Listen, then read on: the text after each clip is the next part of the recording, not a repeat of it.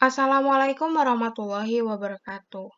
Perkenalkan, nama saya Ristiananda Putri Purnamasari dengan NIM K7121246. Dan yang terhormat, Bapak Dr. Idam Ragil Widianto Atmojo, Sarjana Pendidikan Magister Sains, selaku dosen pengampu mata kuliah Keterampilan Dasar Berpikir Ilmiah. Di sini, saya akan mempresentasikan pentingnya sikap demokratis pada pendidikan sekolah dasar. Pendidikan merupakan kesempatan untuk mengembangkan dan menyampaikan nilai-nilai yang berbeda dari kehidupan seorang individu.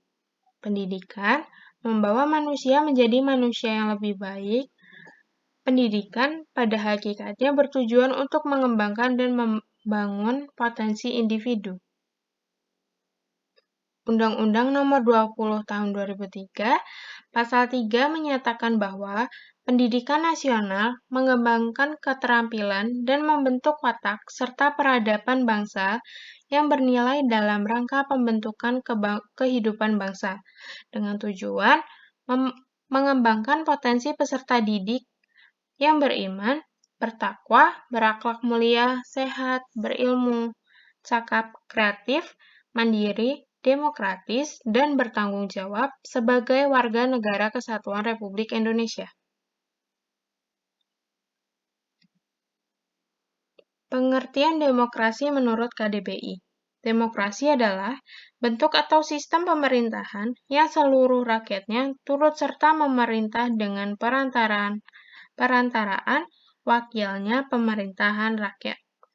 Gagasan atau pandangan hidup yang mengutamakan persamaan hak dan kewajiban, serta perlakuan yang sama bagi semua warga negara.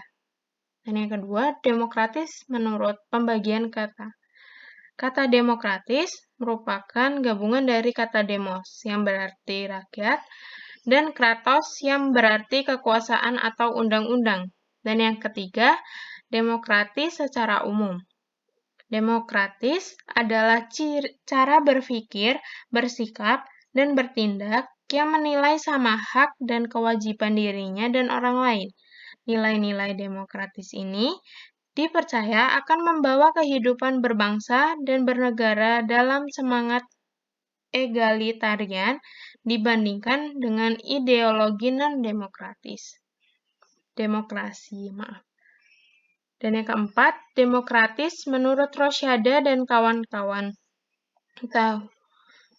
menjelaskan bahwa demokratis merupakan suatu entitas yang menjadi penegak wacana masyarakat madani, di mana dalam menjalani kehidupan warga negara memiliki kebebasan penuh untuk menjalankan aktivitas kesehariannya, termasuk berinteraksi dengan lingkungannya. Dan yang kelima, nilai-nilai karakter demokratis menurut Ashkuri Ibnu Chamim dalam Winarno 2010. Nilai-nilai dalam karakter demokratis meliputi kebebasan berpendapat, berkelompok, berpartisipasi, menghormati orang atau kelompok lain, kesetaraan kerjasama, persaingan, dan kepercayaan. Ciri-ciri demokrasi menurut para ahli. Yang pertama, berdasarkan Political Performance Bingham, Powell, Jr. menegaskan ciri-ciri demokrasi sebagai berikut. Yang pertama, legitimasi. Pemerintah didasarkan pada klaim bahwa pemerintah tersebut mewakili keinginan rakyatnya. Yang kedua, pengaturan yang mengorganisasikan perundingan untuk memperoleh legitimasi didasarkan melalui pemilihan umum yang kompetitif pada prakteknya, minimal terdapat 2 partai politik. Dan yang ketiga, sebagian besar orang dewasa dapat ikut serta dalam proses pemilihan, baik sebagai calon maupun sebagai pemilih. Yang keempat, pemilihan secara rahasia tanpa dipaksa. Dan yang kelima, adanya hak-hak dasar seperti kebebasan berbicara, berkumpul, berorganisasi, dan kebebasan Dan yang kedua, Henry B. Mayo dalam bukunya yang berjudul Introduction to Democratic Theory menyebutkan ciri-ciri demokrasi dari sejumlah nilai operasional, yaitu sebagai berikut. Yang pertama, menyelesaikan perselisihan secara damai dan melembaga. Dan yang kedua, menjamin terselenggaranya perubahan masyarakat secara damai. Yang ketiga, menyelenggarakan pergantian pemimpin secara teratur. Yang keempat, membatasi penggunaan kekerasan seminimal mungkin. Yang kelima, mengakui dan menganggap wajar adanya keanekaragaman dalam masyarakat.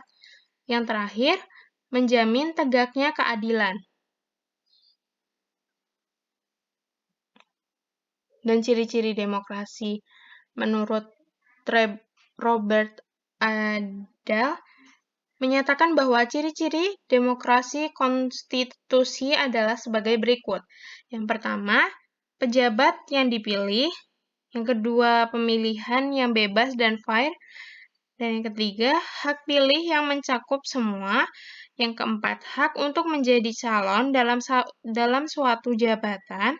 Yang kelima, kebebasan pengungkapan diri secara lisan maupun tertulis. Yang keenam, informasi alternatif yang konstruktif.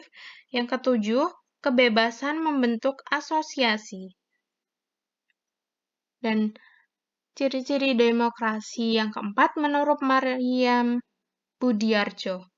Demokrasi konstitusional pertama-tama merupakan riset dan 7 ciri demokrasi, yaitu yang pertama, perlindungan konstitusional. Yang kedua, badan kehakiman yang bebas dan tidak memihak. Yang ketiga, pemilihan umum yang bebas. Yang keempat, kebebasan dalam menyatakan pendapat. Yang kelima, kebebasan berserikat. Yang keenam, adanya pendidikan kewarganegaraan, civic education. Yang ketujuh, kebijakan politik ditetapkan atas dasar kehendak mayoritas. Dan ciri-ciri yang terakhir, pendapat dari Frans Magnus Suseno, seorang pemuka agama sekaligus seorang ilmuwan yang lebih cenderung filosof, menyatakan bahwa 5 gugus ciri demokrasi yaitu sebagai berikut. Yang pertama, negara hukum. Yang kedua, pemerintah yang di bawah kontrol nyata masyarakat. Yang ketiga, pemilihan umum yang bebas. Yang keempat, penerapan prinsip mayoritas tanpa mengabaikan nasib minoritas. Yang kelima, padanya jaminan terdapat hak-hak demokratis. Di slide berikutnya terdapat cara pembiasaan. Menumbuhkan sikap demokratis sebagai upaya dasar untuk membentuk kemampuan warga negara berpartisipasi secara bertanggung jawab dalam kehidupan berbangsa dan bernegara. Pentingnya penguatan pendidikan karakter dalam menumbuhkan sikap demokratis, membawa kehidupan berbangsa dan bernegara yang lebih baik. Dalam konteks pendidikan karakter, ada beberapa prinsip yang dapat dikembangkan untuk menumbuhkan semangat demokrasi. Yang pertama, menghormati pendapat orang lain. Yang kedua, berbaik sangka terhadap orang lain. Yang ketiga, sikap fair terhadap pendapat orang lain. Toleransi merupakan prinsip utama dari sebuah karakter demokratis.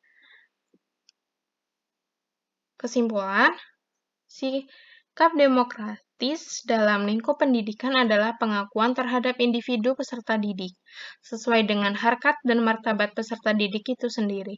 Karena demokrasi pada dasarnya bersifat alami dan manusiawi.